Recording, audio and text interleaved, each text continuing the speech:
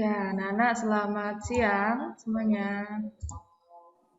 Ya, selamat siang, Bu. Selamat siang. Yang Ya, yuk sambil disiapkan kameranya dinyalakan dulu. Mungkin yang belum ganti background, silakan diganti dulu. Sambil dipersiapkan, kita lihat teaser ya untuk kegiatan kelas meeting kita pada siang hari.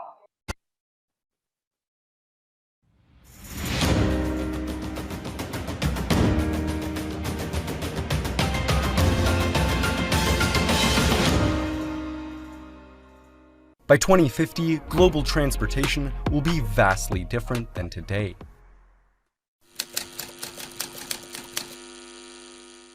By 2050, cars will be electric and fully autonomous. Car brands will follow Tesla's lead, releasing new high-tech EV models. New battery technology will enable some of these to have 1,000-mile ranges. Gas stations will disappear and be replaced with at-home charging stations, refueling vehicles in as low as 10 minutes. Meanwhile, self-driving technology will become widespread, allowing people to lay back and relax while their cars drive themselves. Autonomous semi-trucks will travel cross-country, delivering shipments with no human interaction.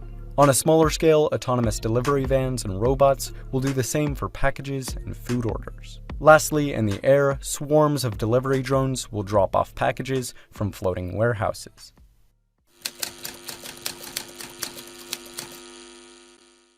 By 2050, the global urban population is projected to increase by over 2 billion people. To accommodate this, Elon Musk says roads must go 3D, which means either flying cars or tunnels. He believes the answer is tunnels. Currently, Elon Musk's Boring Company is digging small experimental tunnels under cities. If Musk can significantly cut down boring costs, by 2050, cities will have thousands of tunnels underneath them, shuttling cars and passengers around on electric sleds. However, other companies such as Uber and Airbus are betting on the skies. They are developing eVTOLs, or electric vertical takeoff and landing aircraft. The urban market for them is massive, and studies showed they could become highly profitable. By 2050, cities will likely be filled with air taxis, quickly transporting passengers through the skies. On the ground, roads will be transformed. Self-driving electric robo-taxis and buses will shuttle people around cities. Trams and underground subways will efficiently move citizens around by the masses. Above the streets, there will be gyroscopic buses, hovering and passing right over street traffic. Lastly, on the sidewalks, there will be digitally rentable electric scooters and bikes for pedestrians. By 2050, high-speed railways will be everywhere. Dozens of new rail mega projects, such as the California High-Speed Rail and Rail Baltica, will quickly transport commuters around the world. Some trains utilizing maglev technology will accelerate up to 400 miles per hour, competing with commercial jets in terms of speed. Other trains will adopt hydrogen as a fuel source or go electric. While high-speed rail expands globally, an even more advanced technology will emerge: Hyperloop. Hyperloop, aka vacuum-sealed maglev trains, will revolutionize long-distance ground transportation. Reaching speeds up to 760 miles per hour, Hyperloop systems will vastly outpace traditional airliners. Numerous companies, including Transpod and Virgin and Heart Hyperloop, are racing to get the technology mainstream. Virgin Hyperloop already has a 500-meter working test track in the Nevada desert that has had its first human passengers. By 2050, Hyperloop systems may be everywhere. Los Angeles to San Diego would be only a 12.5-minute Hyperloop ride, compared to the current 3-hour car ride.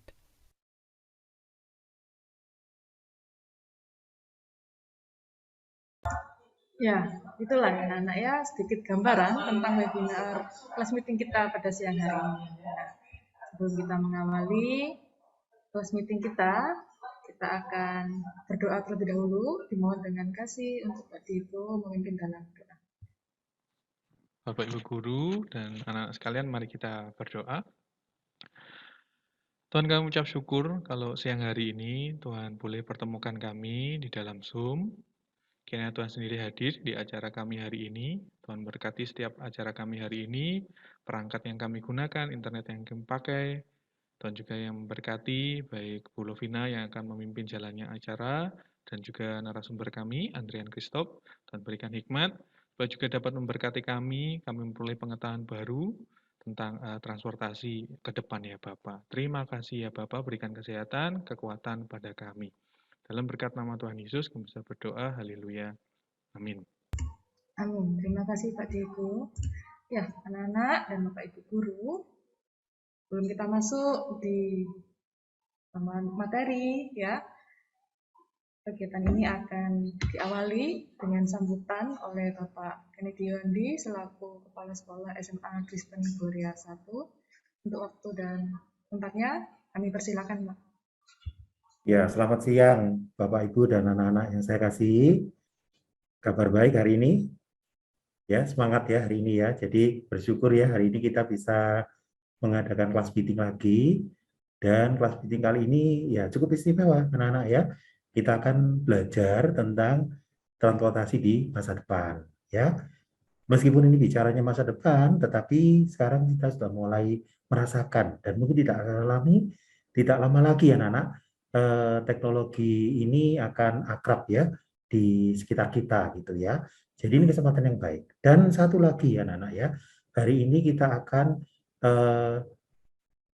dapat pembelajaran yang istimewa ya dari Ko Andrian Christoph ya, alumni SMA Kristen Gloria 1 yang sekarang sedang studi di Jerman ya, dan juga luar biasanya beberapa bulan yang lalu menjadi juara 1 di kompetisi internasional berkenaan dengan tunnel ya, boring ya, pengeboran untuk transportasi gitu ya. Jadi ini adalah kesempatan yang baik. Nah, saya berharap anak-anak semua nanti diikuti dengan baik dan silakan ya bila ada hal-hal yang ingin dipelajari, ditanyakan nanti pada kesempatan tanya jawab siswa-siswa bisa aktif ya bertanya ya. Baik, selamat mengikuti kegiatan kita hari ini. Tuhan Yesus memberkati. Terima kasih Pak Ken.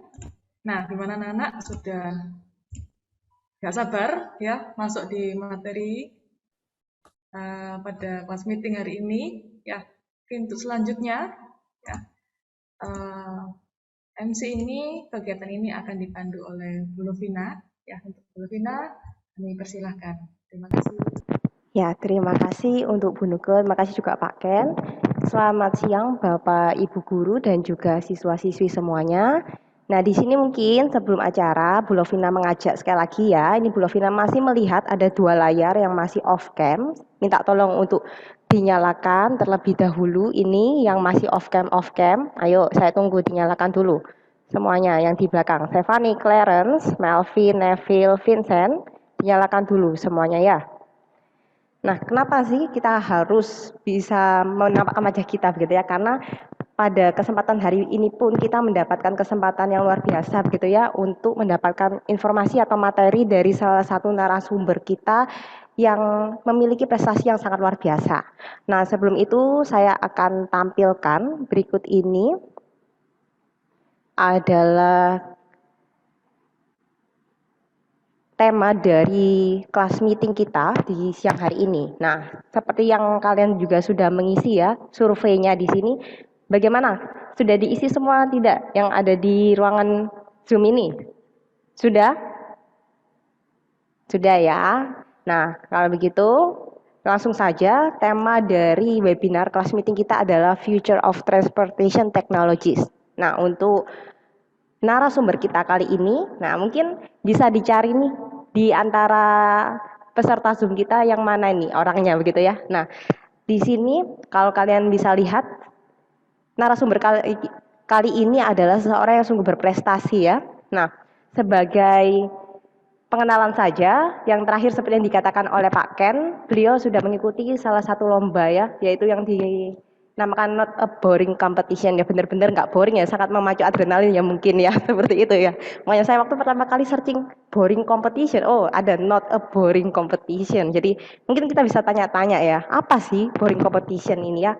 Jadi boring competition ini mungkin sekilas aja, itu salah satu kompetisi begitu ya, untuk membuat terowongan untuk transportasi yang bisa cepat, inovatif, dan tentu saja menekan biaya pembangunannya. Nah, kira-kira seperti apa sih alat transportasi yang bisa menggunakan terowongan yang dibangun? Begitu ya, nanti akan dijelaskan oleh narasumber kita.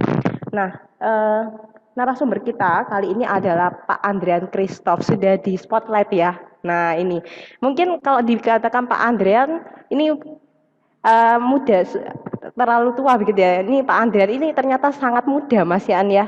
Nah, dari sini kita lihat Pak Andrian ini sekarang sudah lulus jadi Andrian Christoph Tejo Juwono Bachelor of Science. Nah, beliau menempuh pendidikan di Technical University of Munich.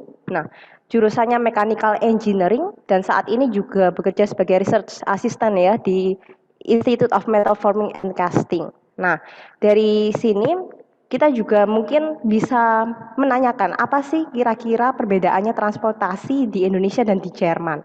Nah, tapi sebelum masuk ke pemaparan beliau, mungkin perkenankan saya terlebih dahulu untuk menampilkan hasil kalian mengisi kuesioner, begitu ya. Sebentar, saya akan tampilkan terlebih dahulu.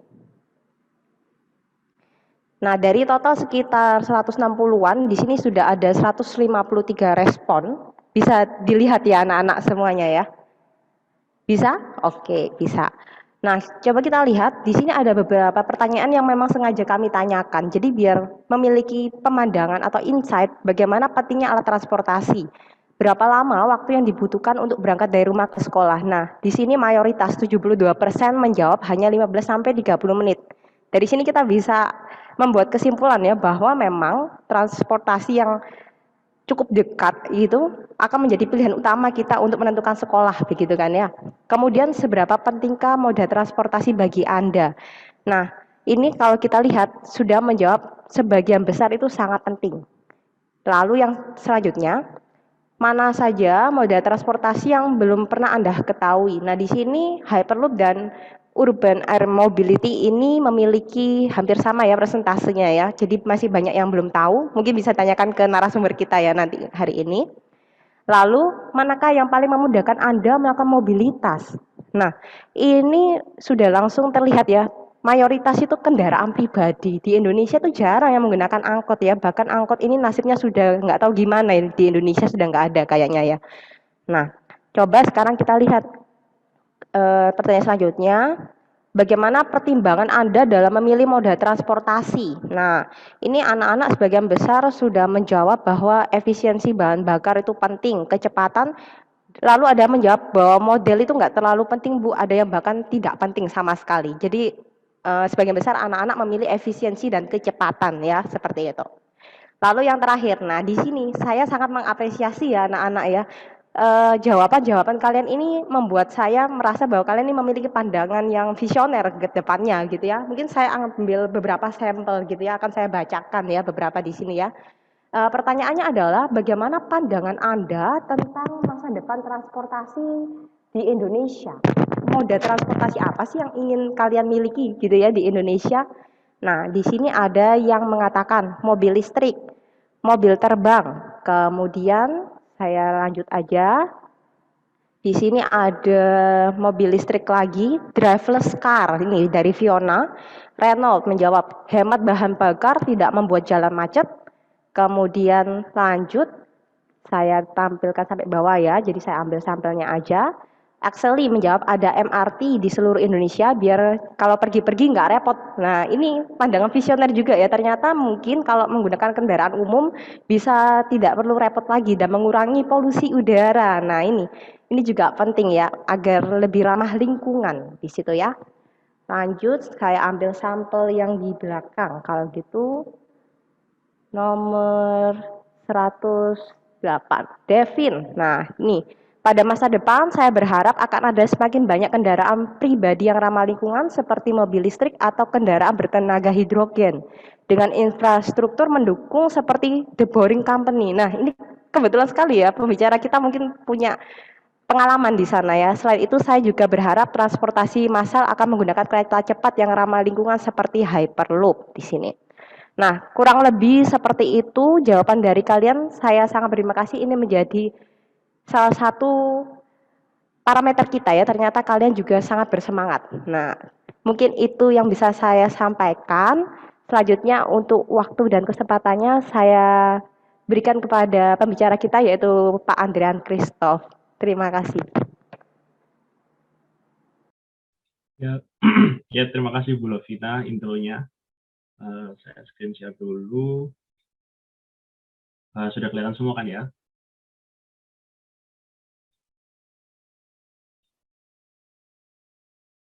Sudah.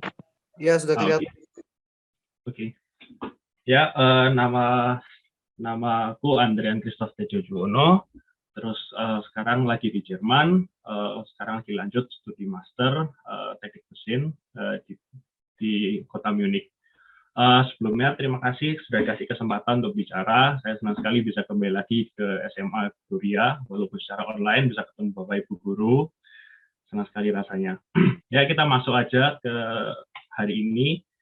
Kita akan membahas pertama background dulu. Kenapa kita harus ngomongin transportasi masa depan? Motivasi utama dari kita harus ngomong motivasi utama dari perkembangan ini yang sekarang lagi tren itu apa? Setelah itu kita akan membahas hal-hal yang menarik atau hal-hal yang transportasi yang berpotensi besar, yaitu di bagian ground sama di air. Tapi kebetulan saya nggak akan membahas kayak yang sudah dekat ya, nah, di masa depan, tapi yang sudah dekat contohnya MRT gitu kan sudah jelas kan, semua orang sudah tahu. Tapi kemungkinan saya akan membahas kan yang bisa membuat kalian semua tertarik. Gitu.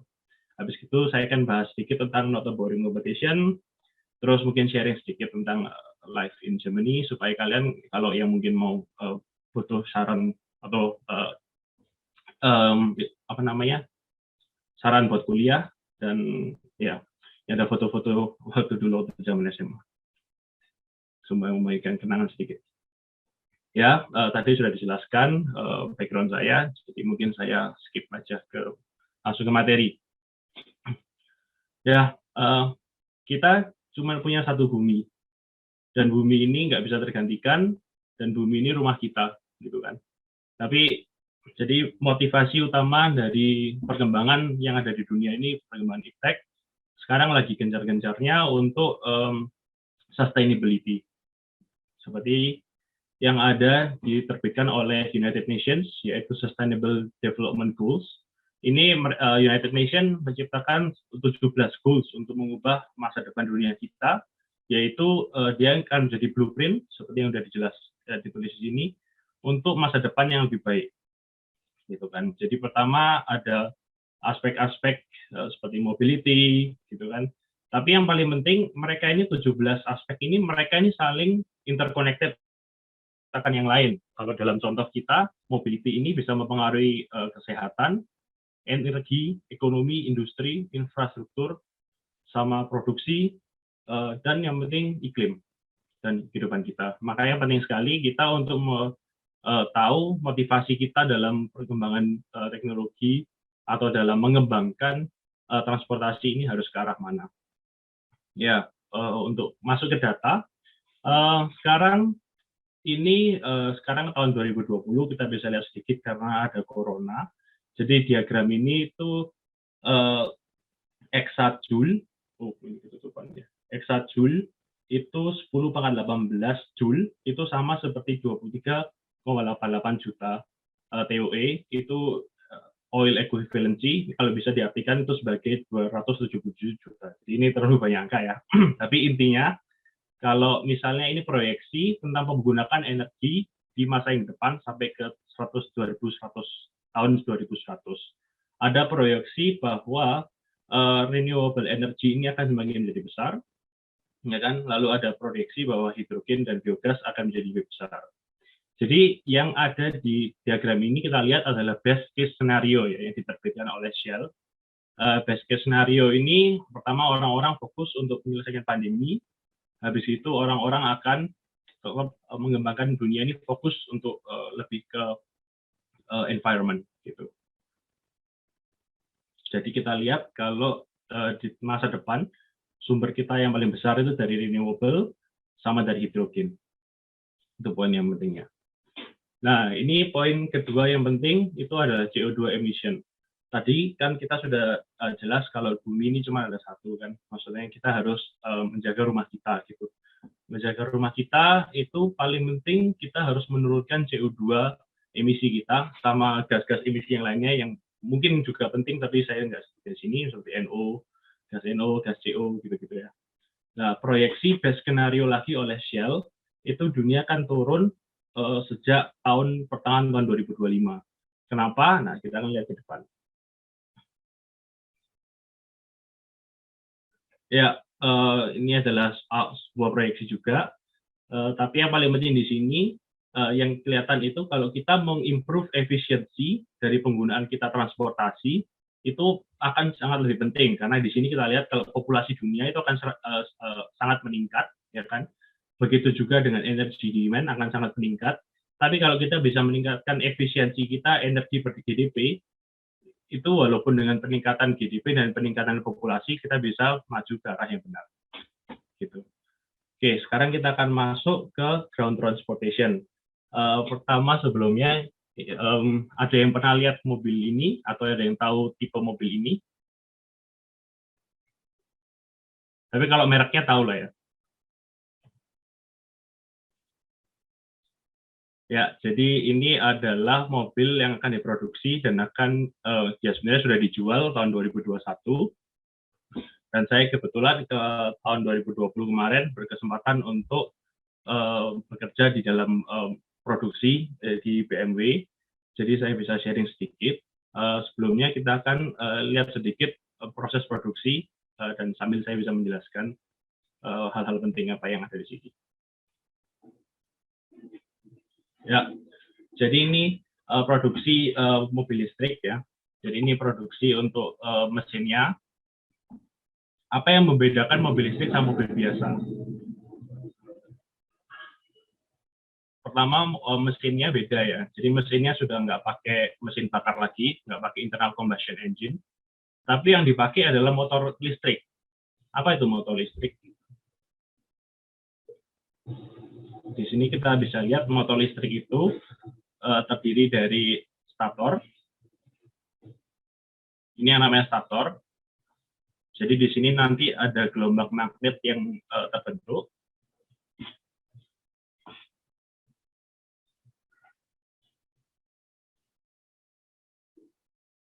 Nah, stator ini akan dimasukkan ke dalam blok mesin yang kita bisa lihat di sini.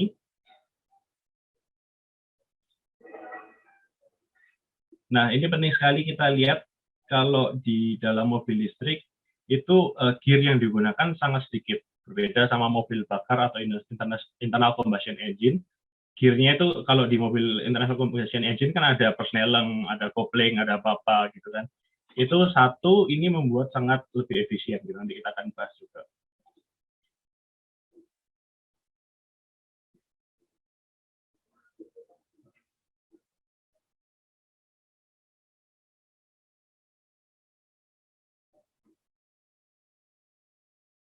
Ya, kira-kira segitu sedikit. Ini linknya saya sudah taruh di bawah sini ya, jadi kalau mungkin ada yang tertarik bisa lihat sendiri. Oke, jadi battery electric vehicle. Pertama, apa yang membedakan battery electric vehicle sama mobil biasa, tadi saya sudah sebut, itu mesinnya mesin listrik. Dan dua, itu mereka tidak menggunakan bensin, tapi menggunakan baterai. Jadi kalau kita lihat dalam mobil listrik, itu ada yang namanya Hog Volt system. Hog Volt system itu ada kompartemen baterai yang ada di bawah sini. Hog Volt system ini dia kepadatan energinya itu sangat tinggi. Jadi dia itu tegangannya sampai 400 volt, ya kan? Jadi Hog Volt systemnya sini 400 volt, tapi setiap modulnya dia adalah 48 volt. Apa kelebihan dari mobil listrik sama bandingin mobil biasa? Jadi kalau kita lihat biasanya kalau mobil biasa itu kan dia ada satu mesin di depan, terus ada shaft ke belakang, terus dibagi kedua, jadi power untuk dua roda belakang melalui satu shaft kan, atau bisa power di roda depan menggunakan satu shaft. Di sini kita bisa lihat kalau mobil listrik itu bisa disetel sesuai kemauan kita gitu. Jadi kita bisa punya motor satu di kiri belakang, satu di di kanan belakang, atau di depan juga bisa sendiri-sendiri. Itu jadi kita bisa kontrol setiap roda dengan setiap torsi, dengan setiap kecepatan itu bisa beda-beda gitu. Nah, dari sana itu bisa ada keunggulan yang namanya torque vectoring. Jadi kita bisa custom untuk pengendalian dinamika pengendaraan mobil ini. Jadi kalau kita tahu mobil kalau belok ke kiri, roda yang ada di sebelah kiri kan dia berputar lebih lambat daripada roda yang di sebelah kanan. Nah, dari teknologi torque vectoring ini pengendalian mobil bisa diperbaiki lebih lanjut gitu. Jadi karena jadi nggak perlu diferensial dari segi mekanis, tapi sudah dari segi program gitu, atau dari segi program ya. Terus yang paling penting lagi itu nggak ada no engine idle. No engine idle maksudnya kenapa? Kalau misalnya kita mobil bakar kita berhenti di lampu merah kan otomatis dia jalan tuh. RPM-nya kan 1.500-an, tadi dia gitu kan. Tapi nggak ada power apa-apa. Nah, kalau mobil listrik ini dia ada kelebihan, dia bisa kalau dia idle tuh sama sekali mati, nol, nggak pakai energi apa-apa. Nah, dari sana itu banyak sekali energi yang bisa diselamatkan. Gitu kan. Terus mungkin yang kalian sudah sering lihat di YouTube, itu upload power output waktu startup. Jadi waktu kita ngegas mobil, itu dia bisa hentakannya kenceng banget. Makanya Tesla kan bisa 0-100 dalam kurang dari 3 detik. Nah, itu cuma bisa di-achieve oleh mobil listrik gitu. Kalau kita lihat lebih dalam lagi, ada apa aja sebenarnya komponen yang dalam mesin yang tadi saya sudah sebut, itu ada stator. Stator ini adalah bagian dari motor yang tidak berputar. Lalu kita ada rotor. Rotor ini bagian dari motor yang berputar, jelasnya. Jadi gimana cara kerjanya? Saya masuk sedikit. Itu di sini kan ada masuk listrik AC, itu listrik alternating current. Alternating current itu kan kalau kita lihat grafiknya kan gini kan, saya sinus gitu kan grafiknya. Nah, dari sana kita masuk kalau kita punya, ini technical banget ya. Jadi kalau listrik AC itu kan biasanya 3 fase. 3 fase artinya dia sinusnya itu ada 3. Saya ini kan ada 3. Nah, jadi bayangkan grafik sinus tadi itu kita putar gini. Akhirnya kan sinusnya gini. Jadi gini, kelihatan nggak tangan saya gitu. Jadi muter di sini. Jadi sinusnya itu bakal gini, ya kan. Nah, karena alternating current ini tadi sinusnya tuh grafik sinusnya dia akan berjalan, yang grafiknya sinus ini dia akan jalan ke kanan, otomatis gelombang-gelombang yang di sini ya kan jalan juga, gitu. Nah, ini sedikit abstrak ya, karena kita bicara listrik. Tapi dari pergeseran grafik sinus tadi itu yang ada gelombang magnetnya itu, dia akan menyebabkan stator di sini dia akan menyebabkan ikut berputar. Ini kalau kita belajar di fisika mungkin kelas 11 ya, itu namanya gaya Lorentz gitu. Gaya Lorentz kan gini. Kalau kita I ampernya ampernya, terus dia ada mekanisnya sama ada jadi kan kita pakai tangan kanan, jadi dia otomatis akan terdorong ke arah sono gitu. Jadi itu yang bisa menyebabkan mobil listrik berputar dari grafik sinus tadi itu. Ya benar. Tapi yang paling penting karena motor listrik ini berputarnya RPM-nya jauh lebih tinggi ya, kadang bisa sampai 20.000 sampai 30.000 RPM. Otomatis perlu sekali untuk tingkat produksi yang sangat bagus gitu untuk stator ini. Karena kalau itu nggak bagus dibuatnya, bayangin aja kalau 20.000 RPM, terus ada yang nggak rata, itu bisa sangat bahaya. Ya, untuk dalam HVS tadi, yang besar itu ada terdiri dari baterai modul-modul kecil. Baterai modul-modul kecil ini, tadi saya sudah singgung sedikit, kalau baterai ini itu penyimpanan energinya sangat besar gitu. Dan otomatis bisa menimbulkan potensi bahaya gitu kan sebenarnya. Nah, kita lihat baterai-baterai itu beda sama baterai yang kita biasa lihat kayak di rumah kan baterai tabung yang kita bisa pasang gitu, baterai A2, A3 gitu. Ini baterainya bentuknya kotak gitu. Ya, ini energinya sangat tinggi ya. Saya pernah lihat dulu waktu saya sempat kerja, itu kalau misalnya baterai ini positif negatifnya satu sama positif negatifnya baterai yang lain, kalau selnya bertabrakan, itu saking tingginya energinya, dia bakal langsung leleh. Gitu. Jadi dia bakal langsung leleh di tempat, dan kita sudah nggak bisa ngapa-ngapain lagi. Karena kalau kita bicara baterai lithium, kita semprot air, dia nggak bakal bisa mati karena energi yang tersimpan di dalamnya sudah terlanjur ini sudah kena picu dan dia bisa meledak gitu. Jadi jadi mobil listrik ini juga selain memberi kita solusi juga memberi kita masalah ya. Sebenarnya kalau ada kecelakaan sampai ada kontak terjadi positif negatif di dalam sel-sel baterai ini, solusi yang diterapkan sekarang yang saya tahu di pemerintah Jerman adalah mengangkat mobil listrik menggunakan katrol, lalu taruh bak air di bawahnya, cemplungin mobilnya ke dalam bak air. Itu satu-satunya cara yang saya tahu dan yang paling masuk akal. Sisanya yang lain disemprot air, semprot busa, dihilangin oksigennya, disemprot CO2, semprot CO2 nggak bisa juga sih, semprot semprot kayak busa gitu, itu nggak bisa memadamkan api dari mobil listrik. Gitu. Nah, itu sedikit intro.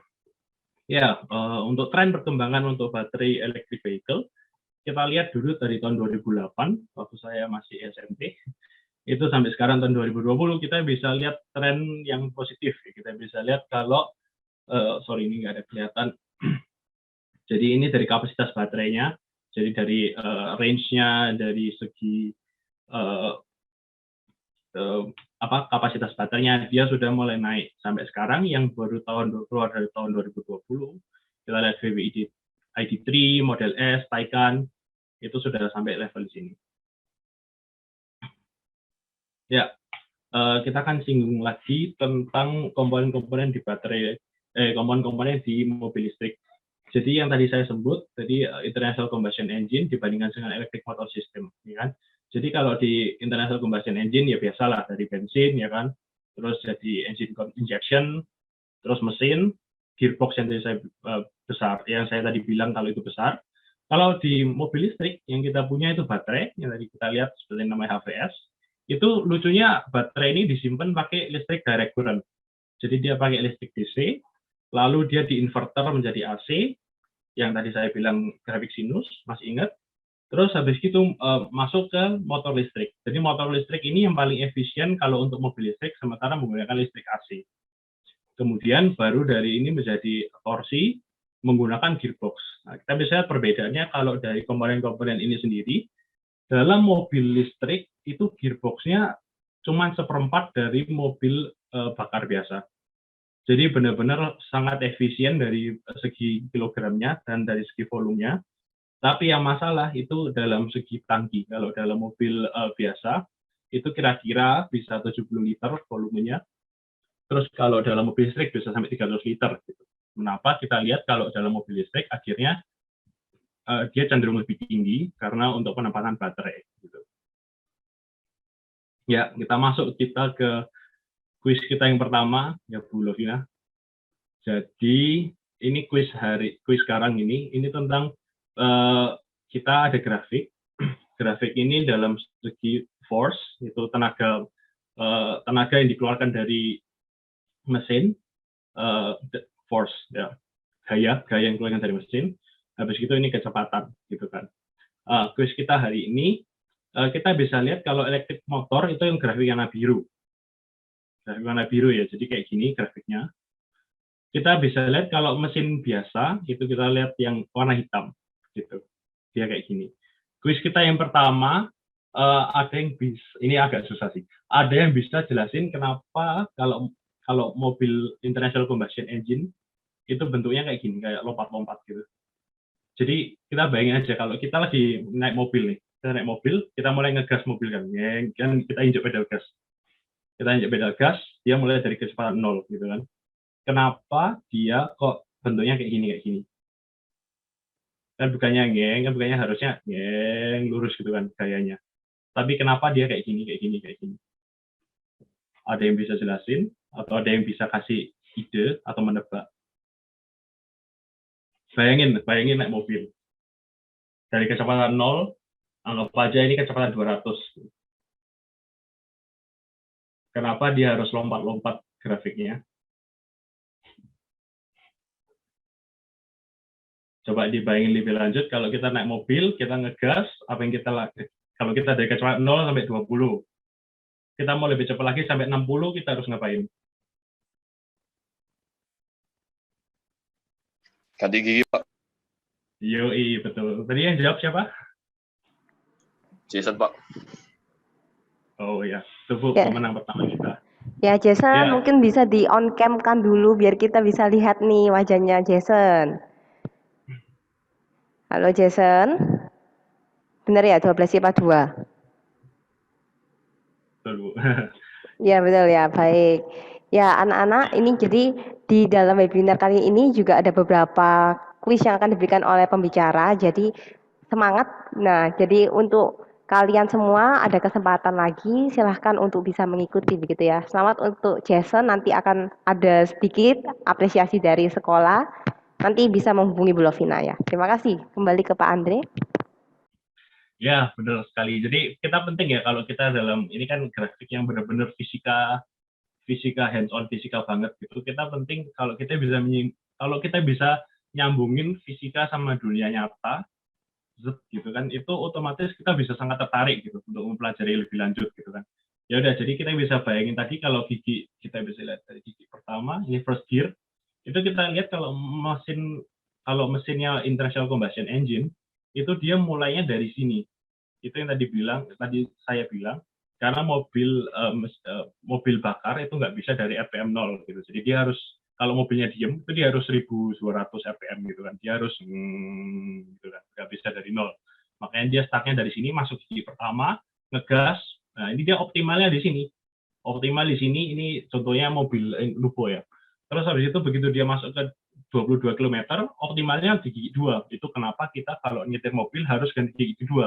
Terus kita sampai 40 gitu kan, 45 apa, terus ganti gigi lagi gitu. Nah, kalau mobil listrik dia bisa benar-benar dari 0 itu sudah optimal dan menggunakan satu gigi aja. Jadi itu tadi alasan kenapa di mobil listrik benar-benar gearbox-nya sangat lebih ringan, karena nggak ada mekanisme ganti gigi yang meribetkan itu tadi dan yang sangat berat. Gitu. Ya, sekarang kita masuk ke ground transportation kita yang kedua, yaitu Hyperloop. Tadi sudah disebutkan di video, Hyperloop itu sebenarnya adalah kereta maglev yang di dalam terowongan. Kenapa dia harus dalam terowongan dan kenapa dia harus kereta dan apa keunggulannya gitu kan? Pertama, dia itu ada dedicated track. Dedicated track kita lihat kalau pesawat kan, pesawat terbang dia itu harus cari rute, habis itu kadang kalau di Amerika itu dia masalahnya dia harus cari landing slot gitu kan. Jadi untuk mendarat itu dia harus ngantri, harus ada rute yang dijalanin dulu, ada waypoint yang harus dilewatin dulu. Nah, itu sangat kurang efisien gitu kan. Terus dari yang kedua itu frictionless. Kita akan pakai teknologi magnet tadi, jadi nggak ada pergesekan antara roda dan rel gitu kan. Roda dan rel ini menyebabkan makanya dia bisa kecepatannya tinggi banget gitu. Ya, untuk ke Hyperloop sedikit, ini kita kembali ke teknikal banget. Ada dua teknologi yang sangat penting atau yang bisa digunakan. Yang pertama itu propulsion-nya menggunakan axial kompresor, yaitu udaranya dikompres ke belakang, terus habis itu menggunakan turbin dibuang gitu. Atau ini secara sematiknya, jadi dia dikompres di tengah, lalu diberi combustion, lalu dibuang ke belakang. Untuk teknologi kedua itu menggunakan linear motor, jadi bentuknya itu kayak tadi. Nah, ini mungkin agak susah juga dibayangin, tapi kan tadi kita sudah lihat kalau mau mesin listrik yang pakai listrik AC, itu kan dia alternating current kayak gini.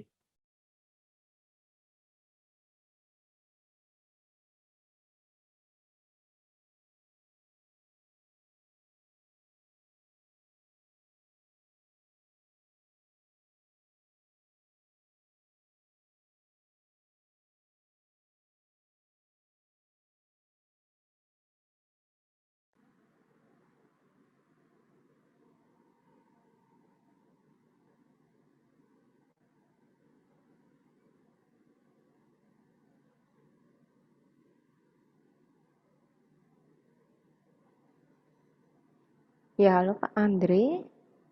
Apakah sepertinya ada sedikit kendala koneksi begitu?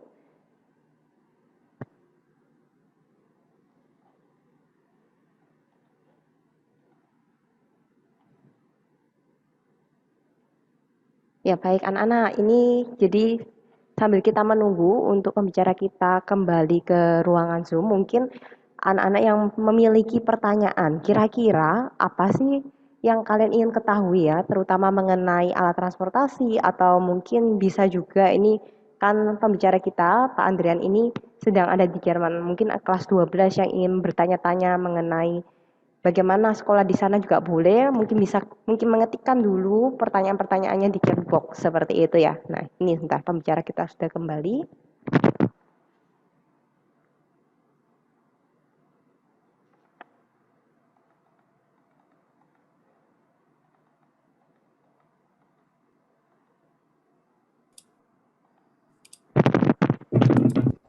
Ya, Halo Bu Lovina. ya halo ya, ya Pak Andri, bagaimana? Apa sudah Ya, stabil? Ya. bisa minta tolong dibantu sharingnya dari Ibu Lovina ya. Oke, saya yang akan screen sharing ya kalau begitu. Baik. Ironi, kita lagi bicara teknologi, tapi teknologi nggak bantu kita. Ya, pada kondisi khusus saja seperti itu. Nah, baik, coba saya akan screen sharing. Nah, tadi di halaman yang 18. 18 ya, di bawahnya berarti. Oke. Ya. Baik, silakan. Ya, tadi kita sudah sampai di sini. Ya, jadi dia konsepnya itu sama kayak kalau motor, jadi yang ada kita tadi bilang listrik AC, tapi dia dibuatnya linear gitu. Jadi kita lihat grafik sinus dan kosinus, sinusnya itu secara linear, terus rotornya itu di tengah. Jadi sinus tadi itu mendorongnya secara linear. Nah, ini memang sangat abstrak karena memang ini teknologi sangat baru. Jadi bayangin aja motor yang bentuknya bulat itu sekarang dibuat untuk lurus gitu. Dibuat untuk lurus. Jadi ini memang ongoing research gitu. Jadi untuk next slide-nya. Ya, ini adalah operasi dari Hyperloop tadi. Jadi itu konsepnya itu kayak gini. Jadi kita start, terus stopnya itu ada di intermediate-nya, dan itu kecepatannya bisa sampai 1.200 km gitu kan. Terus ya kita bisa lihat yang paling penting dari sini itu adalah grafik akselerasi G-force. Jadi kelemahan dari Hyperloop tadi itu karena dia itu ngebutnya sangat kenceng sama dia ini, jadi akselerasinya itu kenceng banget. Jadi itu efeknya kita bisa sampai ke 0,8 sampai 1 G. Lagi G-force ini yang kita sebut tuh kalau kita lihat di gambar kanan bawah itu kita lihat ada pilot tempur yang lagi kena efek 7,6 G. Jadi di badan mereka itu seolah-olah 7 kali gravitasi yang ada di bumi gitu. Makanya mukanya sampai bisa ketekan ke bawah gitu. Tapi kita yang bakal digunakan di Hyperloop itu cuman maksimal 1 G. Kalau kita lihat tabel yang ada di kanan, walaupun dia kecepatan 1.200. Nah, jadi ini lagi-lagi masih ongoing research gimana kita bisa naik Hyperloop ini dengan akselerasi yang begitu cepat, tapi dia nggak kerasa kesakitan berumbang-berumbangnya. Next slide. Ya, ini rangkuman tadi sedikit. Kalau kita bandingin, jadi Hyperloop itu dari 1.000 sampai 1.200 km per jam. Tadi masalah akselerasi, karena akselerasi ini kencang banget nih, 9,8 meter per second. Kuat, harusnya kuat ya, akselerasi. Tapi ini enggak, tadi ya udahlah. Ya, tapi kalau kita lihat dari high speed rail atau dari pesawat, itu cuma separuhnya, gitu. Itu yang paling penting. Tapi kita bisa ke kelebihannya, yaitu headway-nya. Headway ini apa?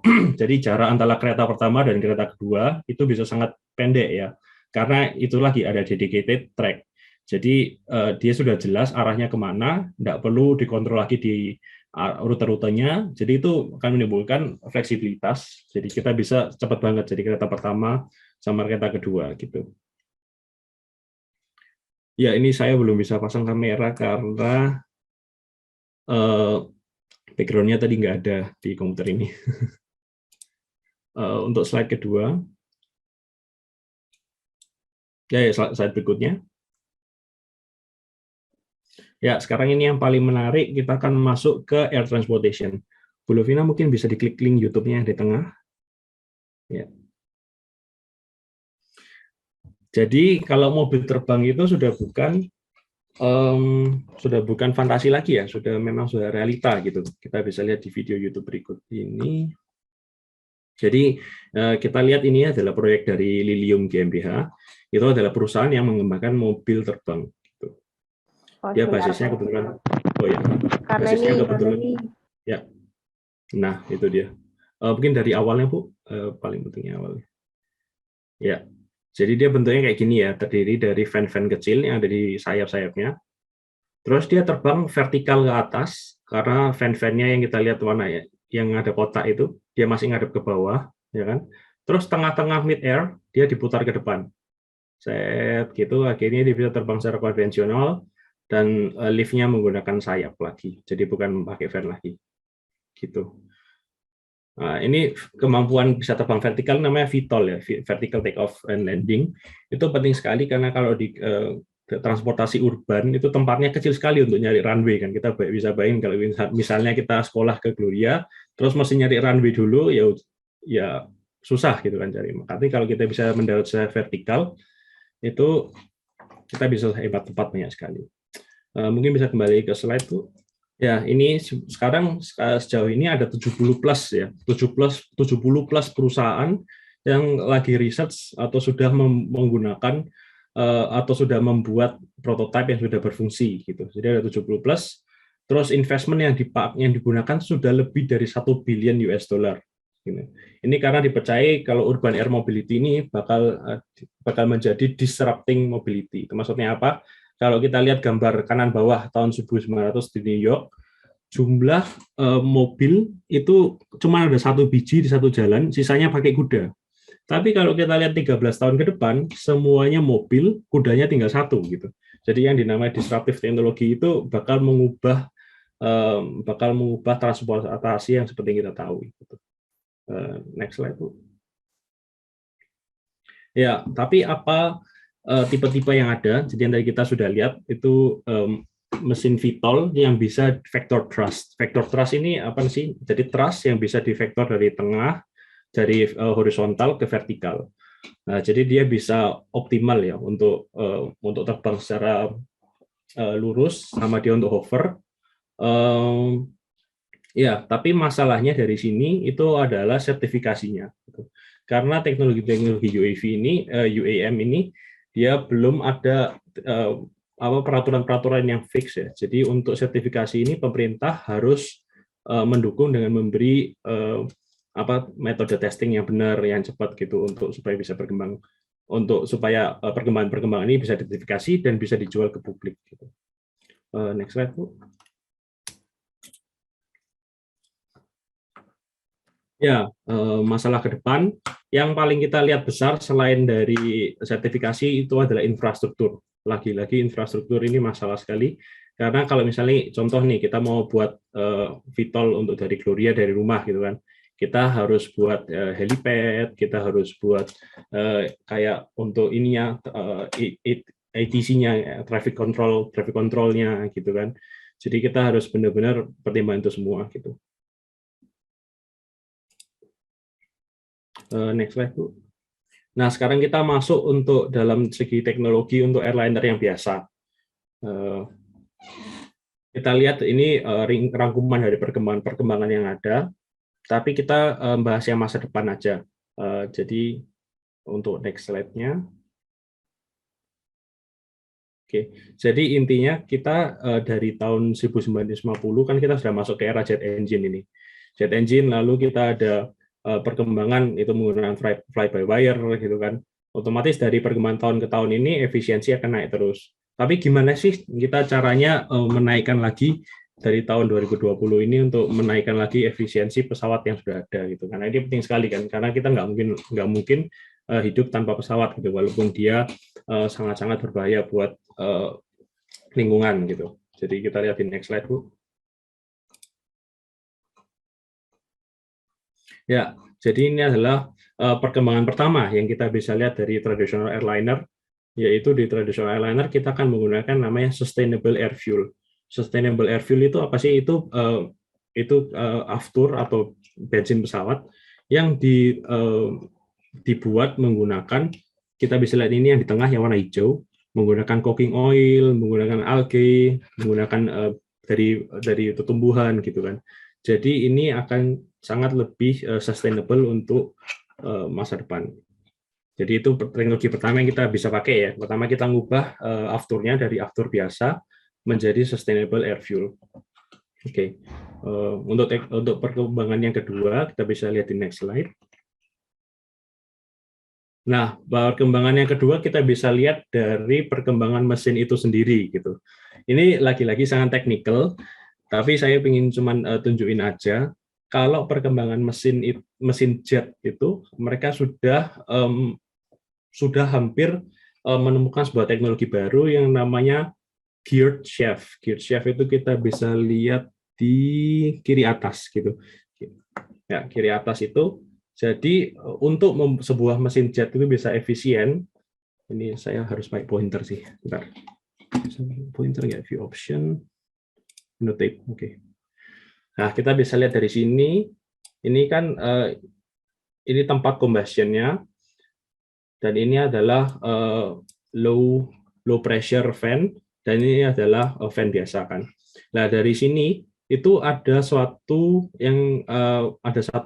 fisikanya. Dia kalau misalnya pakai gear di sini, otomatis ini akan berputar, fan-nya akan berputar lebih pelan, tetapi untuk combustion-nya dia bisa berputar lebih cepat. Jadi kira-kira intinya kayak gitulah. Tapi penjelasannya panjang banget. Tapi kira-kira kalau dia ini nggak perlu berputar secara cepat, dia itu nggak perlu secepat itu untuk menyebul udara ke belakang. Tapi dia bisa cuman perlu masukin udara masuk ke sini untuk combustion. Tapi yang perlu cepat itu di sini gitu. Jadi ada gear di sini untuk mengubah diferensiasi kecepatan. Nah, itu satu teknologi kedua. Yang teknologi kedua kembali ke saya tadi. Teknologi kedua adalah yang dinamakan sama bypass ratio gitu. Bypass ratio ini penting sekali. Jadi contohnya kayak apa sih?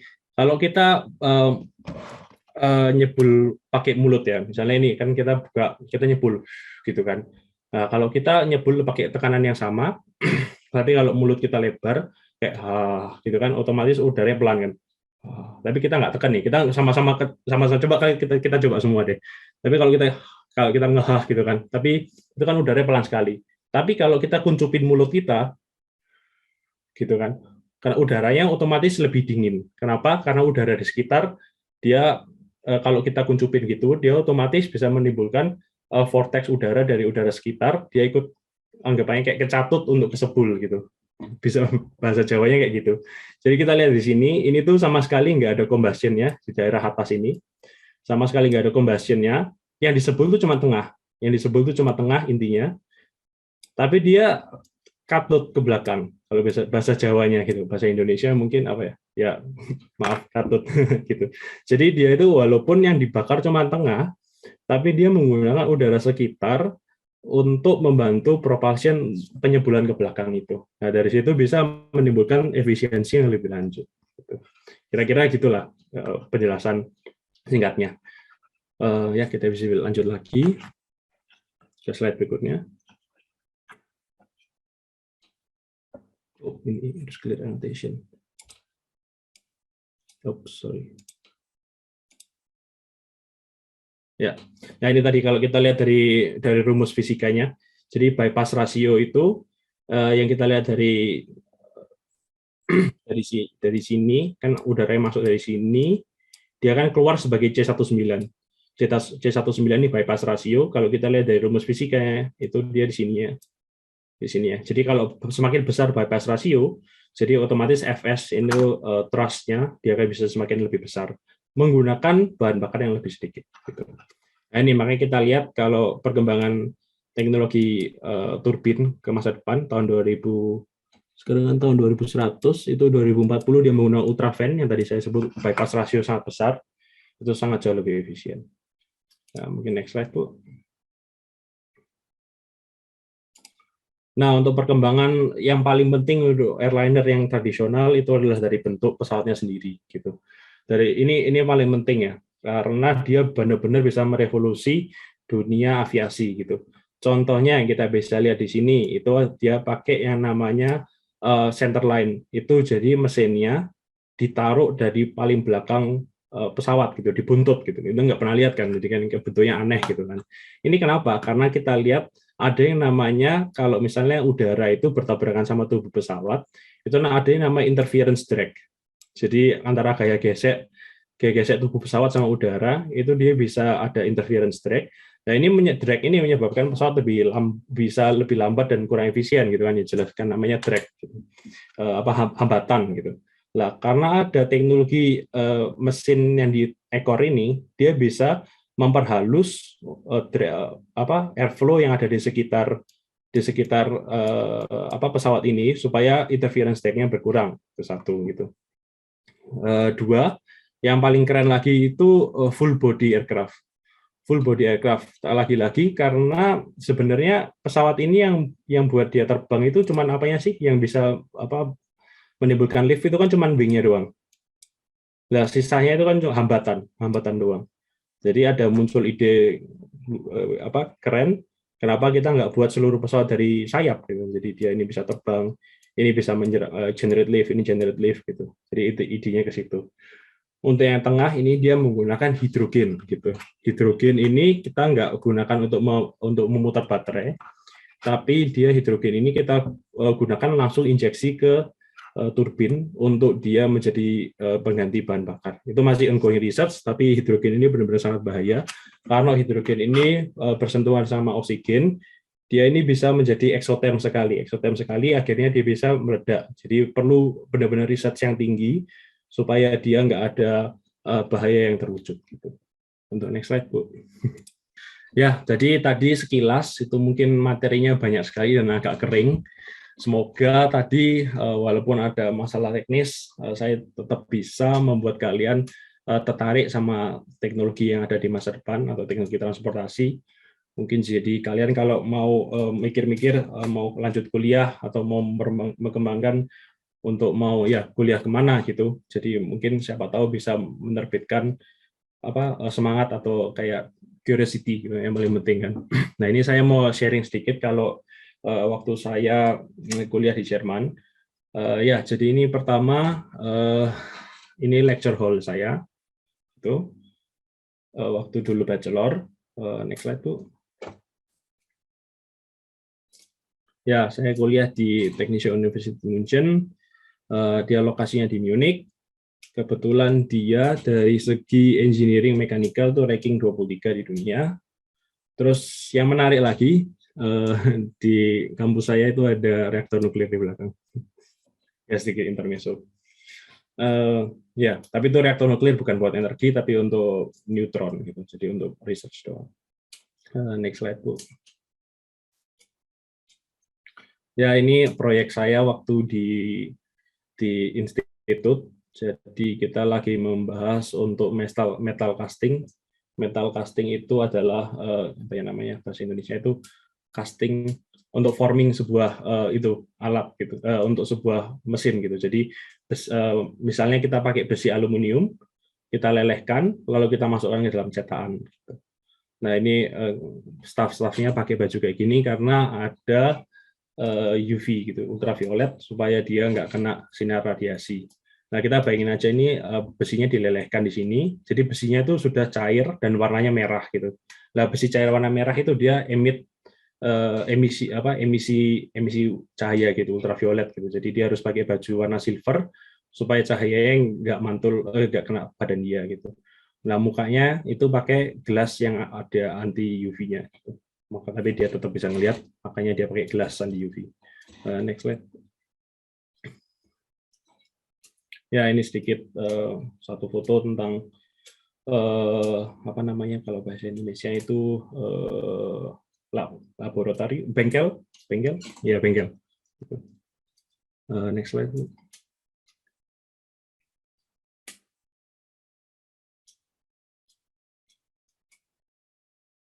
Ya ini adalah ongoing research gitu di fakultas saya. Yang paling keren nih kanan atas yaitu ada satu research di satu chair itu dia lagi mengembangkan bor tanah untuk dipasang di lunar modul gitu. Jadi ntar kalau nggak salah tahun 2025 ESA bakal kirim robot ke bulan.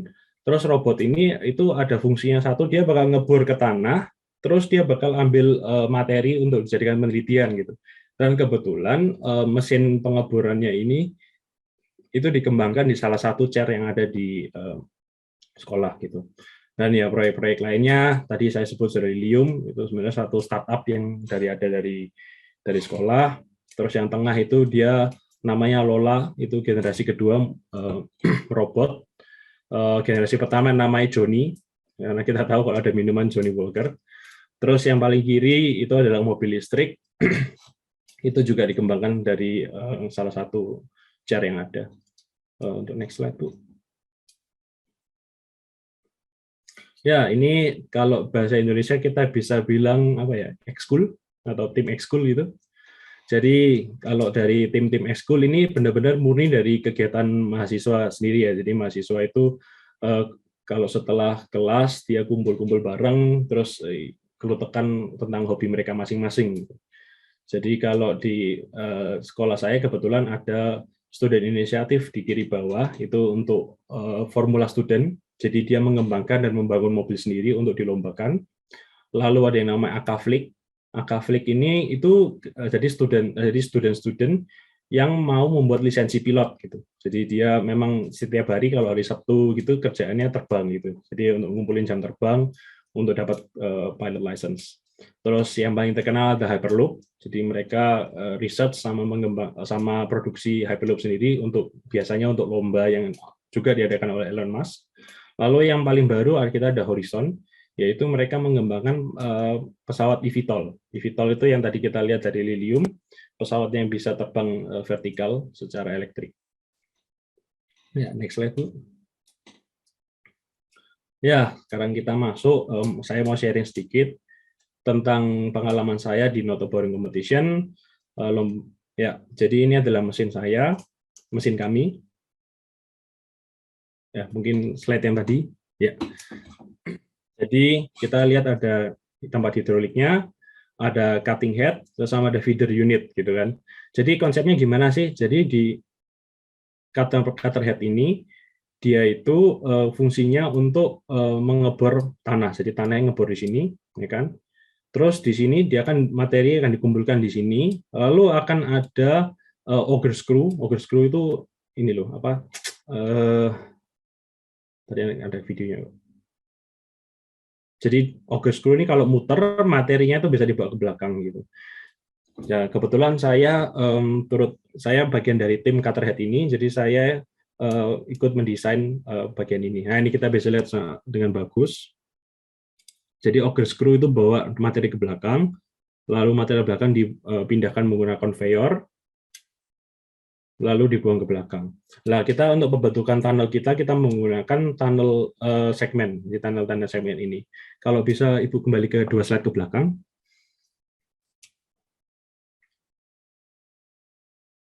Ya, jadi kita punya beberapa tunnel segmen yang ditaruh dalam Live4Vol.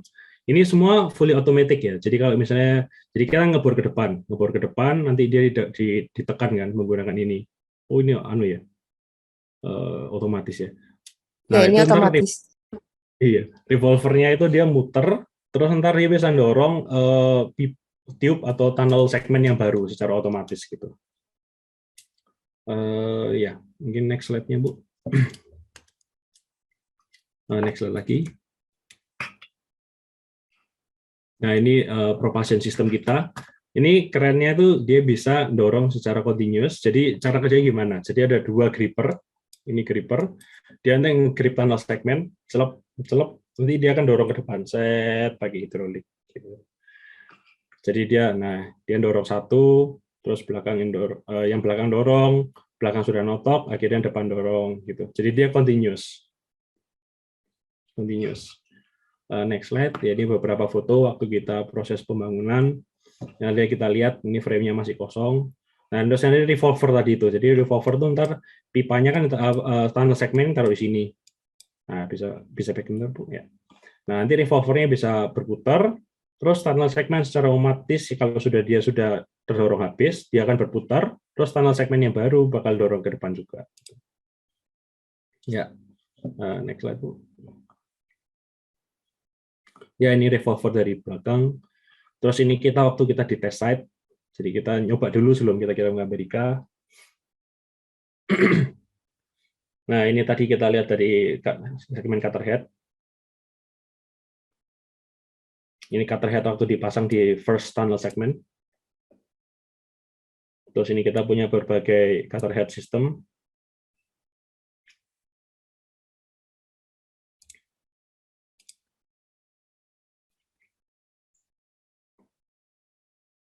Ya, ini waktu kita testing. Jadi kita sebelum kirim dulu ke Amerika, kita testing dulu di Jerman.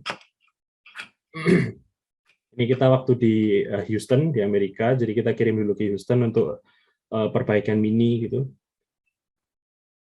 Ya, ini suasana hall-nya waktu di Houston. Ini waktu kita dry test, jadi kita coba tanpa di tanah dulu. Nah, ini waktu kita situasi waktu lomba.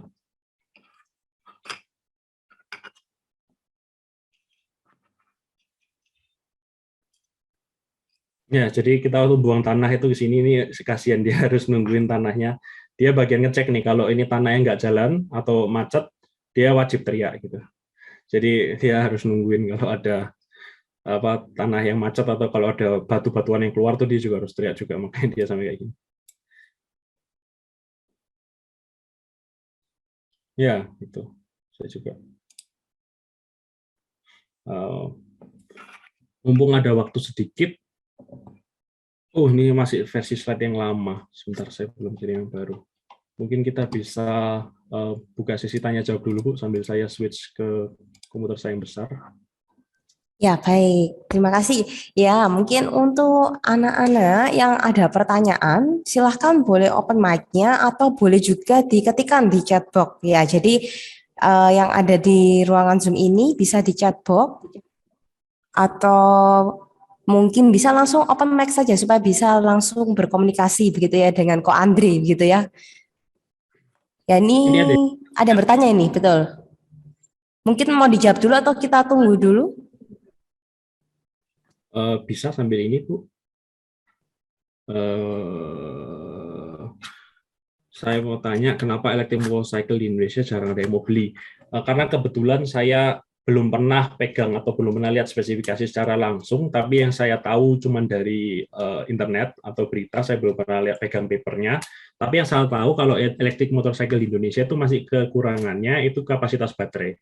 Jadi lagi-lagi dunia electric vehicle, motorcycle, airplane atau mobil apapun itu tuh hambatannya benar-benar cuman di kapasitas baterai aja sih gitu.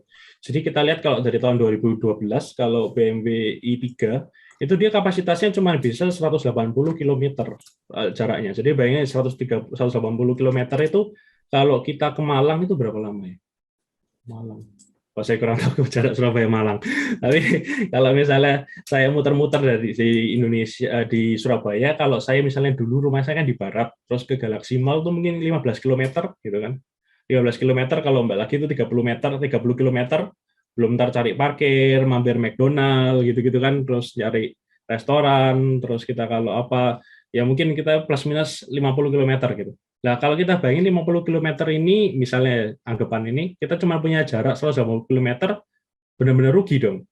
Nah, satu poin lagi yang sangat penting, kalau teknologi baterai ini masih belum tinggi, itu ngecasnya masih lama sekali. Jadi kadang ada mobil listrik yang ngecasnya itu harus 12 jam. Kalau teknologi yang dulu ya. Jadi kita sampai di rumah, terus mobil listriknya dibuka, ya kan, terus colokin kabel listrik, terus colokin ke kabel listrik yang ada di rumah, cepret gitu kan. Terus dia ini harus nunggu 12 jam lagi sampai mobilnya itu bisa dipakai. Jadi itu lama sekali gitu. Nah, makanya Tesla kan keluarin ada yang namanya supercharger. Nah, ini memang teknologi sangat baru ya. Dia sudah nggak pakai 3 fase lagi listriknya, sudah nggak 18 ampere lagi, tapi dia ampernya ditinggikan. Saya lupa angka pas persisnya berapa, tapi kalau nggak salah dia itu colokannya ada 5 gitu. Jadi dia bisa lebih dari 3 fase yang tadi saya bilang kita udah bahas grafik sinus. Nah, itu jadi dia bisa ngecasnya itu bisa sangat cepat gitu. Nah, itu salah satu keuntungannya. Jadi key point dari mobil listrik itu satu range-nya, dua kecepatan ngecasnya gitu. Jadi kita misalnya ya kayak gitu intinya. Ini ada pertanyaan kedua. Kok apa ada kemungkinan mobil elektrik yang panel surya di roof-nya? Ini pertanyaan bagus banget. sudah ada mobil listrik yang ada panel suryanya di roof-nya, tapi sayang sekali kalau teknologi panel surya yang ada sekarang di dunia ini kebetulan efisiensinya masih sangat rendah dibandingkan ngecas biasa gitu. Kan tadi kita lihat kalau mobil listrik itu butuh energi yang sangat tinggi kan. Nah, kalau energi yang digenerasikan oleh panel surya itu kebetulan masih sangat rendah dari KWH-nya gitu. Dari KWH-nya sangat rendah, jadi masih nggak seberapa ngefek. Memang dia ngecas baterai, tapi ya lama sekali gitu. Kalau kita tadi lihat bisa nunggu ngecas mobil listrik, pakai listrik stop kontak di rumah biasa kan 12 jam. Kalau panel surya mungkin dia cuma nambah sedikit gitu. Jadi memang sudah ada, dan kebetulan saya punya teman yang kerja di institut untuk mengembangkan panel surya yang benar-benar tempel di mobil ini, benar-benar tempel di mobil itu memang sudah ada, dan teman saya kerja di sana. Tapi kebetulan challenge-nya masih di situ sih. Jadi efisiensi panel surya ini masih belum di tempat di mana kita mau. Gitu. Wah, ada pertanyaan lagi nih. Ada pertanyaan juga ini yang dikirim ke saya ini sepertinya. Ini saya coba bacakan juga ya.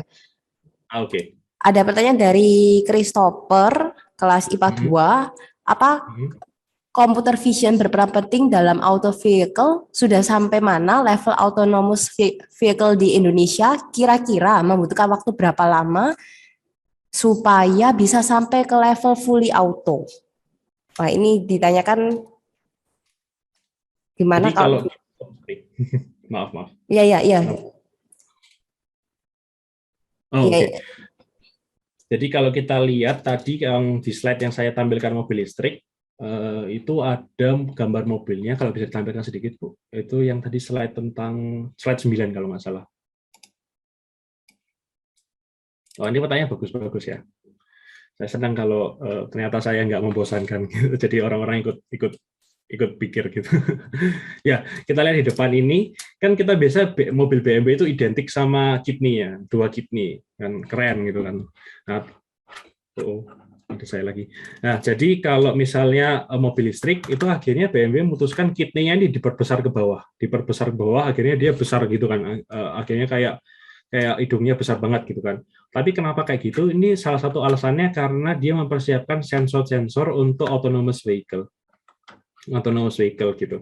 Nah, untuk saat ini autonomous vehicle itu kan ada 5 tahap. Yang paling tahap terakhir itu fully autonomous. Itu dia maksudnya masukin GPS terus dia bisa jalan sendiri. Terus yang keempat ini autonomous tapi harus pegang setir atau harus pengendara bisa sewaktu-waktu siap untuk ambil alih. Nah, itu kalau kita lihat sekarang dari teknologi yang ada di Tesla, itu kalau nggak salah dia akhir tahun ini akan mengeluarkan beta version untuk masuk yang ke fully autonomous, jadi tahap terakhir gitu. Jadi teknologi sudah ada, iya, dan sudah diterapkan, dan memang sudah dijual ke market di Amerika, tapi lagi-lagi kita tersandung sama masalah legalitas itu tadi. Soalnya kalau misalnya, yang masalah paling penting, kalau misalnya mobil ini bisa berkendara sendiri, terus di tol dia tiba-tiba kecelakaan, kan terus amit-amit ada yang sampai meninggal gitu kan. Terus dari segi legalnya siapa yang salah gitu kan? Siapa yang salah dan siapa yang dituntut, siapa yang kena denda. Nah, ini dari segi legal ini masih sangat susah sekali karena kita harus bicara juga masalah etik gitu. Jadi teknologinya memang sudah ada, sensornya dia menggunakan lidar. Bentar saya mute dulu ini komputer saya kedobelan. Ya. Sensor-sensornya sudah ada menggunakan teknologi biasanya lidar atau ini belum tumit. Ya, saya dengar feedback soalnya. Ya, gitu. Jadi di depan ini bakal tempat-tempat untuk sensor. Sorry, tadi saya putar-putar lagi. Jadi untuk lidar itu untuk laser, jadi dia scanning terus gitu. Jadi di depan ada 2 lidar yang dia scanning terus, lalu pakai metode triangulation. Itu kalau misalnya kita punya segitiga nih, kita punya segitiga, misalnya ini sensor, ini objek. Nah, kita kalau misalnya sensor serat gini, kita tahu jarak dari sini ke sini, jarak dari sini ke sini, otomatis kita bisa tahu objek ini secara 3 dimensi. Nah, jadi prinsipnya kayak gitu, prinsip lidar itu. Jadi kalau kita punya satu mata doang, kan kita cuma bisa tahu, oh ini ada objek di sini. Tapi kita nggak tahu posisinya di mana, kita nggak tahu posisi pastinya di mana secara 3 dimensi. Kita cuma tahu jarak dari poin ini. Tapi kalau kita ada 2 poin, itu kita bisa benar-benar geolocate di mana benda itu ada. gitu. Jadi kalau kita kembali ke pertanyaan tadi, gimana autonomous vehicle? Jawabannya sudah ada dan sudah bukan future lagi.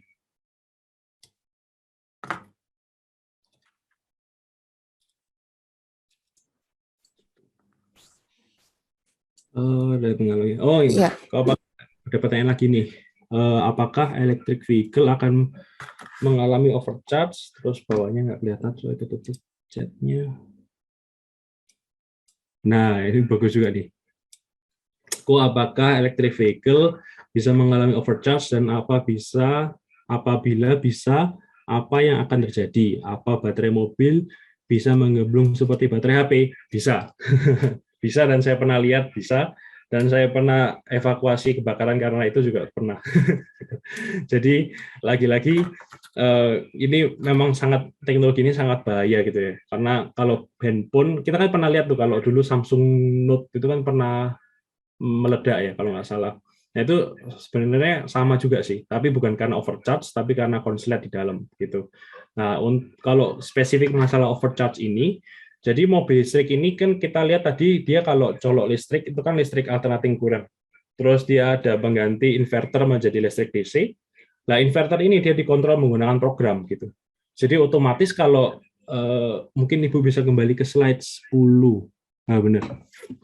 Wah ini pertanyaan bagus-bagus. Jadi semangat. Annotate. Ya. Bentar saya kecilin dulu tuh gambarnya. Ya, oke. Jadi kan tadi kita lihat ini modul terdiri dari sel-sel baterai kecil, ya kan? 1, 2, 3, 4, 5, 6, 7, 8, 9, 10, ya kan? Terus di sini ada yang namanya itu komputer untuk hot fault system ini. Jadi dia komputer, dia ini memonitor semua modul status modul-modul yang modul-modul yang ada di sini. Kalau kita lihat ada kabel yang warna hitam, wah ini nggak kelihatan ya. Kalau ada kabel warna hitam itu kabel data. Gitu. Jadi di dalam modul-modul ini bukan cuma baterai doang. Ini ada cooling system, ada battery health monitoring system, terus dia ada juga voltage sensor, terus dia ada ampere, itu apa sih bahasa Inggris? Ampere. Current. Ada current monitoring system gitu. Jadi benar-benar battery health yang ada di modul-modul ini dia itu termonitor secara live, secara 24 jam terus gitu. Jadi kalau kita tadi masuk, tadi kan kita bilang kalau misalnya dia ngecas tuh charge point-nya tuh kalau saya di depan, kalau I3. Saya lupa, tapi kayaknya di depan. Terus dia pertama sebelum masuk ke baterai, dia tuh masuk dulu ke board komputer dulu. Board komputer lalu dia masuk ke kabel yang warna oranye. Ingat, kabel yang warna oranye tuh high voltage battery. High voltage battery baru listriknya akan tersalurkan ke setiap modul-modul. Jadi kalau misalnya dari monitoring kita tahu kalau dia sudah fully charge, otomatis dia akan memutuskan electric current gitu. Jadi itu satu untuk menaikkan battery health. Tapi kalau misalnya board komputer ini pun rusak, misalnya lagi down sistemnya, terus dia mengalami overcharge, untuk dari life cycle mobil kan sekarang kalau nggak salah 5-10 tahun itu tahap kira-kira range-nya di sana tergantung pemakaian, atau bisa 300.000 km.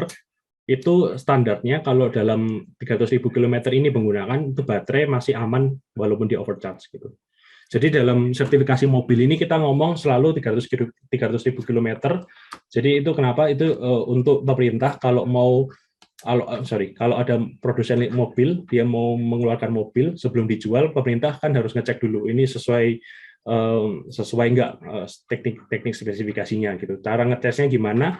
Jadi harus selalu bilang kalau misalnya mobil ini dalam 300.000 km masih oke, jadi oke boleh jual gitu.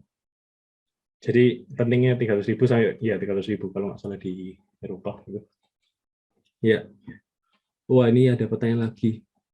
Bu, ini saya sudah lewat jam ini nggak apa-apa kan ya, atau gimana? Ya, ini mungkin karena banyak sekali yang sangat antusias, memang waktunya masih ada sampai sekitar 3.25, jadi sampai Andre memberikan closing statement. Jadi mungkin bisa anak-anak yang masih mau bertanya ada kesempatan sampai 3.25, seperti itu, sambil closing statement, seperti itu. Oke. Jadi gini aja, ini kan tadi saya, kalau misalnya gini aja boleh nggak Bu?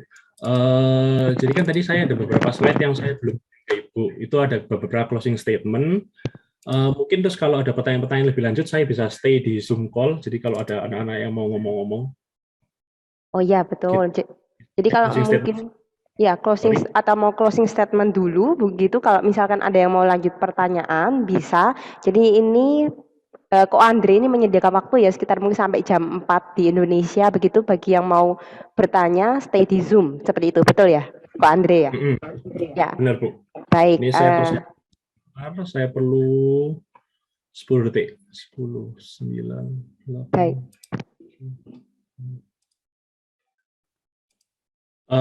Bu, bisa minta tolong allow participant screen sharing untuk account saya yang pakai nama lengkap.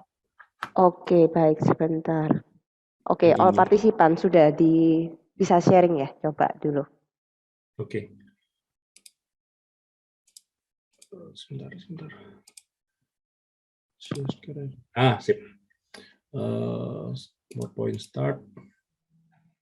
Screen share. Bentar, mohon maaf. Iya, tidak apa-apa. Mungkin bagi yang nanti mau tanya bisa tetap stay ya. Nah, oke.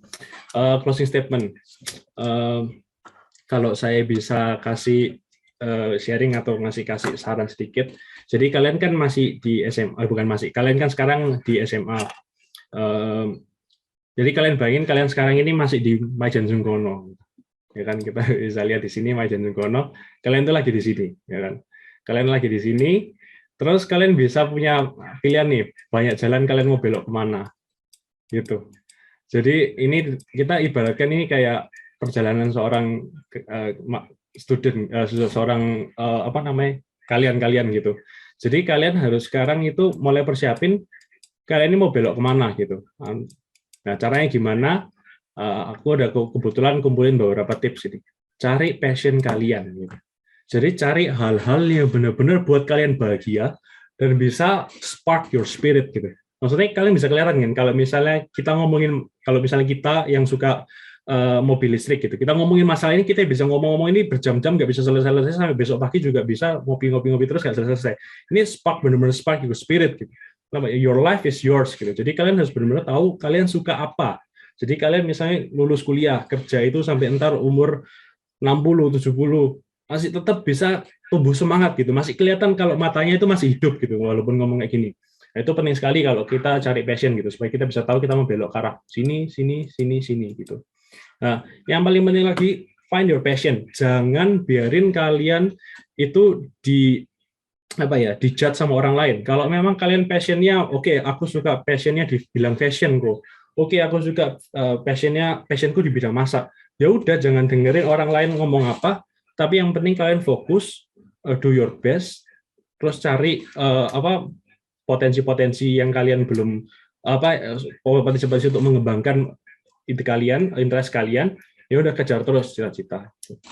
Terus saran yang bisa kasih lagi itu have fun, gather as much soft skills as possible gitu. Kalian kan kalau yang dulu dari BGB atau BB yang ada di Gloria, itu kan dulu diajari itu banyak sekali cara-cara soft skill kalau camping gimana. Saya kasih contoh, kalau saya lagi traveling, kalau saya packing koper, itu sampai sekarang saya masih gulung baju kayak yang dulu Pak Murdo ngajarin gitu. Yaitu soft skill gitu. Jadi ini benar-benar yang skill yang kita cuma bisa pelajaran sekali dan kita pakai terus seumur hidup. Jadi menurut saya penting skill bahasa, skill presentasi di Zoom itu beda juga, ya kan. Terus supaya nggak awkward ngomong di layar itu penting juga. Jadi gather as much soft skill as possible. Waktu kalian masih ada waktu gitu. Jadi di SMA itu waktunya masih banyak sekali. Jadi kita harus kumpulin soft skill ini. Okay. Terus yang ketiga itu make a lifelong friendship, karena di SMA kita bisa punya teman, kita masih nggak ada tanggung jawab yang begitu besar, ya kan. Jadi kebetulan kalau saya lihat teman-teman saya yang dia ada di Surabaya itu mainnya ya sama-sama teman-teman SMA gitu. Jadi kalian ini ya bakal jadi lifelong friend gitu. Terus yang paling penting kita masuk itu fokus on understanding, not passing exam. Ini dalam hal materi ya. Nah, dari sini kita bisa masuk ke kuis kita yang terakhir. Sebentar. Ini maksudnya apa sih? Focus on understanding, not passing exam kalau dalam materi. Nah, sekarang kita masuk ke kuis. Ups, coret-coret. Ini kita lihat ada grafik. All drawings. Kuisnya gampang. Ini kita lihat ada grafik, ini waktu, ini grafik sumbu upsilon y yang kita nggak tahu.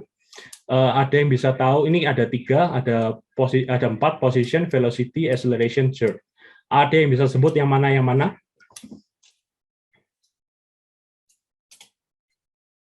Jadi untuk clue lagi, kita kan sudah belajar di fisika tuh, integral atau turunan, ya turunan.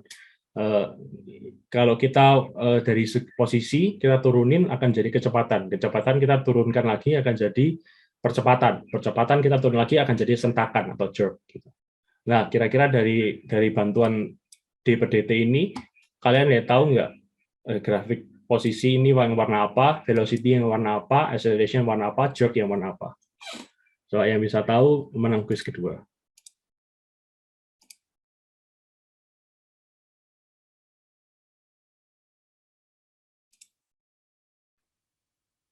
Ya, apakah ada yang bisa menjawab? Boleh untuk raise hand, boleh langsung chat box atau open mic-nya langsung boleh nih. Pertanyaan terakhir dari Pak Andre, begitu ya? Ada yang tahu? Ada yang jawab nih. Oke.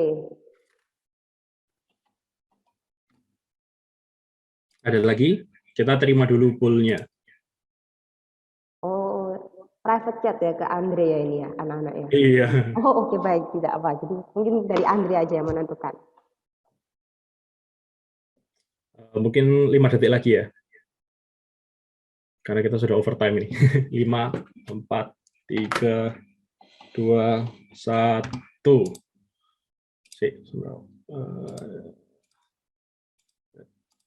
Ya, jadi ini jawabannya. Position yang hitam, velocity yang biru, acceleration yang hijau, dan jerk yang merah. Ini ada yang benar nggak jawabannya? Posisi hijau, velocity hitam, acceleration biru, jerk ungu, merah velocity, biru position. Sayang sekali belum ada yang 100% 4-4-nya benar. Tapi karena lebih cepat, ada satu orang yang paling cepat dan ada satu orang yang jawabnya satu benar, yaitu Kulen Sean atau Sean Kulen. Kalian show dari 12 kita 1 ya, betul ya? Betul. Oh, Dia ada jerk ungunya benar. Mohon maaf yang lain, kalian kalah cepat sama Kulen Sean. Ya, Jadi baik. Nah, tadi kan saya bilang fokus on understanding, not passing exam. Jadi kalau kita belajar dari segi belajar matematika, belajar fisika, belajar kimia, belajar biologi, itu menurut saya kalau saya lihat dari poin sekarang itu paling penting kita untuk benar-benar mengerti dan bisa mengaplikasikan materi gitu. Kan kita kalau belajar dari matematika kita belajar nih turunan dari sin apa, turunan dari cos apa, terus kita ngafal gitu kan. Tapi menurut itu penting akhirnya kita bisa lulus ujian. Akhirnya kita les, kita ngafalin apa fisika dihafalin rumusnya gitu kan. Tapi yang paling penting lagi itu menurut saya kalau kita nggak cuman asal bisa lulus ujian, tapi kita bisa benar-benar mengerti dan bisa mengaplikasikan. Kalau kita bisa pakai turunan. Kalau kita pikir-pikir lagi, turunan itu kan sebenarnya nyari steigung. Kalau diturunin kan jadi apa? Kenaikan kan. Jadi kenaikan. Jadi kalau kita lihat misalnya kita lihat grafik jerk ini.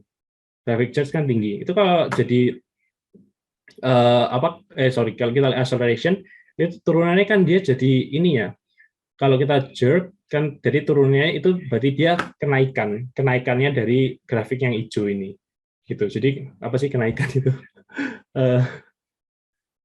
Ya itulah. Pokoknya kalau kita lihat, jadi kalau kita paham kalau turunan itu bisa menghasilkan kenaikan, kalau terus integral itu bisa menghasilkan areanya. Otomatis kita kalau ngelihat kayak gini kita nggak perlu kayak memakai berpikir keras, tapi kita bisa memakai pemahaman yang kita sudah pelajari gitu. Jadi dari sini kita sebenarnya nggak perlu mikir, nggak perlu diturunin, nggak perlu bikin grafiknya, nggak perlu bikin grafiknya y sama dengan apa gini kan terus diturunin satu-satu. Tapi kita bisa kelihatan aja kalau misalnya ini lihat nih, kan dia naik terus nih gradiennya sama dan ini stabil kan. Ya otomatis dia kenaikannya stabil terus gitu. Nah ini kalau dia negatif otomatis dia kenaikannya negatif turun terus karena dia stabil ya stabil gitu. Nah kita lihat lagi kalau berikutnya dari hijau ke biru hijau biru kan dia kenaikannya naik terus tuh, bernaik secara linear. Otomatis dia kenaikannya nggak linear lagi tuh, naik ke atas. Gitu. Kalau kita lanjutin ke biru ke hitam, itu kan ini X/3 grafiknya. Jadi kita bisa lihat gitu. Jadi poin yang saya pentingkan di sini, emphasiskan di sini adalah focus on understanding, not passing exam gitu. Kalian bayangin kalau jadi papa saya itu sering bilang gini, kalau misalnya orang main basket, ya kan, dudut lari-lari basket berapa 2 jam kan, dudut lari-lari muter lapangan gitu kan bosan. Kalau misalnya kalian ayo 2 jam lari-lari sambil pukul-pukul bola ya anak-anak gitu, kalian kan bosan gitu. Tapi begitu kalian taruh ring di kiri kanan, kalian ada tujuan, itu otomatis kalian main basket, pukul-pukul bola sambil lari-lari itu jadi ada tujuan, dan kalian bisa ada tujuan yang bisa disemangati gitu. Jadi itu poin penting lagi. Jadi kalau kalian understand, itu kalian jadi punya tujuan. Dari yang kita temu dari passion tadi, jadi kita harus understand materi untuk passion kita. Jadi kita harus punya tujuan, kita harus punya passion, dan kita harus belajar untuk materi-materi untuk persiapan untuk kita achieve cita-cita kita. Itu sih closing statement. Ya, baik. Terima kasih untuk Andre atas closing statement-nya. Kegiatan kita sudah berakhir. Kita akan tutup terlebih dahulu di dalam doa. Mohon kesediaan Bu Prisil untuk memimpin kita di dalam doa. Baik, apakah suara saya terdengar, Bu Lovina? Jelas, Bu. Ya, baik. Terima kasih. Sebelum kita menutup acara ini, mari kita tutup bersama di dalam doa. Mari kita berdoa. Allah Bapa kami yang bertata di dalam kerajaan surga, terima kasih Tuhan atas kesempatan yang boleh Tuhan berikan pada kami siang hari ini.